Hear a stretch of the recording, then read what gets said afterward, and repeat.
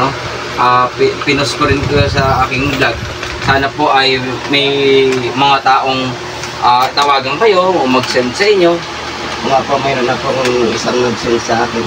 Paano? Hindi ko lang din siya. So, basta tanggapin. Kasi may talagang hindi na ngayon ay harapan ang bigayan ng tulong, puro social media na ang bigayan ng tulong yun. Tanggapin. Basta makakatulong kay nanay, ha? So, huwag mo na paalala lang, huwag mo ibigay yung OTP mo, ha? Kasi, ano mo yung mga scammer na yan. Ngayon po ay patuloy pa rin ang pagkalap ng tulong ng ating Move It sa mga Grab riders natin.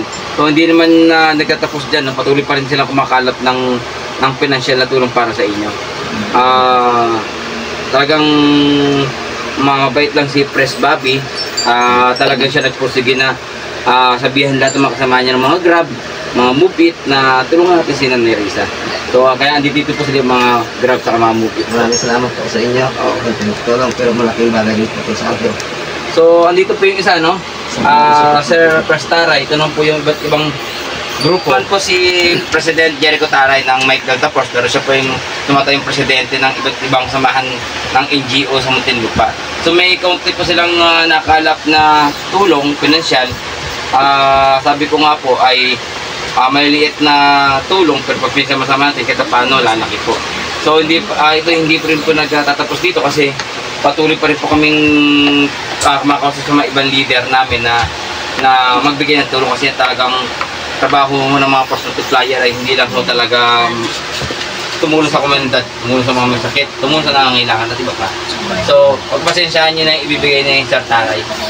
Tulungan po ng mga iba't ibang leader sa Muntinlupa po. Yes, galing po to kay Lord Ma'am. Ito pong asawa. Salamat po. Kami bibigyan ng kaunting tulong, pero magpagamot si Nanay Risa, dapat ay malaman kung anong sakit para malaman kung anong gamot kasi kung natin ito pati-check up, kahit anong gamot ang take niya, kung di pala tugma, o kaya hindi nyo alam kung anong papainom yung gamot, kaya dapat talaga papacheck up eh. Ito hanggang ngayon nakakaprosig sa tayo ng dugo eh. Sa 29 na to, pabalik daw sila para papuan na ng dugo, paayos din. Opo, si Sir Bobby ang ang malaman namin kung anong balita sa kanya, kontakin niyo si Sir Bobby kung ano ang balita para magbalita kami para malay nyo, may iba pa tayong tulong. I-monitor nyo lang yung yung aking vlog kasi maraming babig na may magtanong doon ay kayo na sasagot. Paano magbibigay ng tulong o anong gagawin?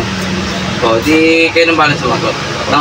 Ang purpose nun na maraming tao kasi na tumitingin sa social media paano tutulong. Di bahala na sila. Hindi po, ha? At naway